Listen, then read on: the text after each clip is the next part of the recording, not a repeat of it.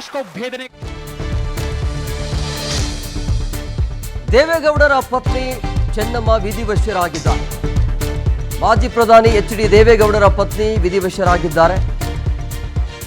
ಮಣಿಪಾಲ್ ಆಸ್ಪತ್ರೆಯಲ್ಲಿ ಚೆನ್ನಮ್ಮ ವಿಧಿವಶರಾಗಿದ್ದಾರೆ. ದೇವೇಗೌಡರ ಪತ್ನಿ ವಯೋಸಹಜ ಕಾಯಿಲೆಯಿಂದ ಬಳಲ್ತಾ ಇದ್ರು. ಮಾಜಿ ಪ್ರಧಾನಿ ಎಚ್.ಡಿ. ದೇವೇಗೌಡರ ಪತ್ನಿ ವಿಧಿವಶರಾಗಿರೋದು. ಮಣಿಪಾಲ್ ಆಸ್ಪತ್ರೆಯಲ್ಲಿ ಚಿಕಿತ್ಸೆಯನ್ನು ಪಡಿತಾ ಇದ್ರು. ಈಗ ಚಿಕಿತ್ಸೆ ಫಲಕಾರಿಯಾಗದೆ ವಿಧಿವಶರಾಗಿದ್ದಾರೆ.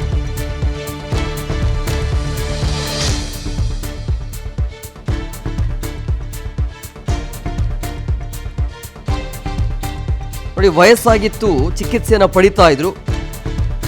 ನಿನ್ನೆ ಮೊನ್ನೆ ಇದ್ದಕ್ಕಿದ್ದಾಗೆ ಹುಷಾರಿಲ್ಲದಿರುವಂಥ ಹಿನ್ನೆಲೆಯಲ್ಲಿ ಆಸ್ಪತ್ರೆಗೆ ಕೂಡ ದಾಖಲಿಸಿದ್ರು. ವಯೋಸಹಜ ಕಾಯಿಲೆಯಿಂದ ಬಳಲ್ತಾ ಇದ್ರು. ಈಗ ವಿಧಿವಶರಾಗಿದ್ದಾರೆ ಅನ್ನುವಂಥ ಮಾಹಿತಿ. ದೇವೇಗೌಡರ ಪತ್ನಿ ಚೆನ್ನಮ್ಮ ವಿಧಿವಶರಾಗಿದ್ದಾರೆ.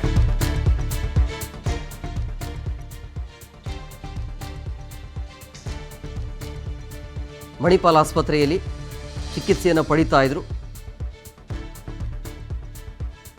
ಈ ರೀತಿಯಾಗಿ ಅಂದರೆ ವಯಸ್ಸಾಗಿದೆ, ಚಿಕಿತ್ಸೆ ಫಲಿಸದೆ ಮಾಜಿ ಪ್ರಧಾನಿ ಎಚ್.ಡಿ. ದೇವೇಗೌಡರ ಧರ್ಮಪತ್ನಿ ಚೆನ್ನಮ್ಮ ವಿಧಿವಶರಾಗಿದ್ದಾರೆ.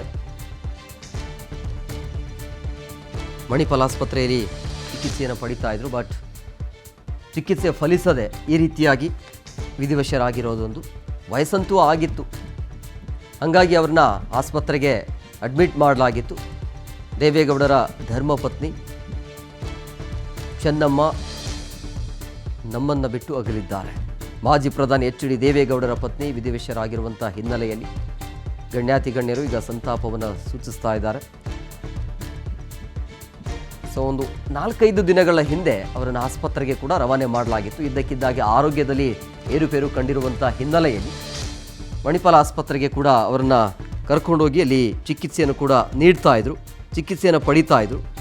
ಆದರೆ ಇದ್ದಕ್ಕಿದ್ದ ಹಾಗೆ ಚಿಕಿತ್ಸೆ ಫಲಿಸದೆ ಈ ರೀತಿಯಾಗಿ ಸಾವನ್ನಪ್ಪಿದ್ದಾರೆ ಅನ್ನುವಂಥದ್ದು. ಮಾಜಿ ಪ್ರಧಾನಿ ಎಚ್.ಡಿ. ದೇವೇಗೌಡರ ಧರ್ಮಪತ್ನಿ ವಿಧಿವಶರಾಗಿದ್ದಾರೆ ಅನ್ನುವಂಥ ಮಾಹಿತಿ.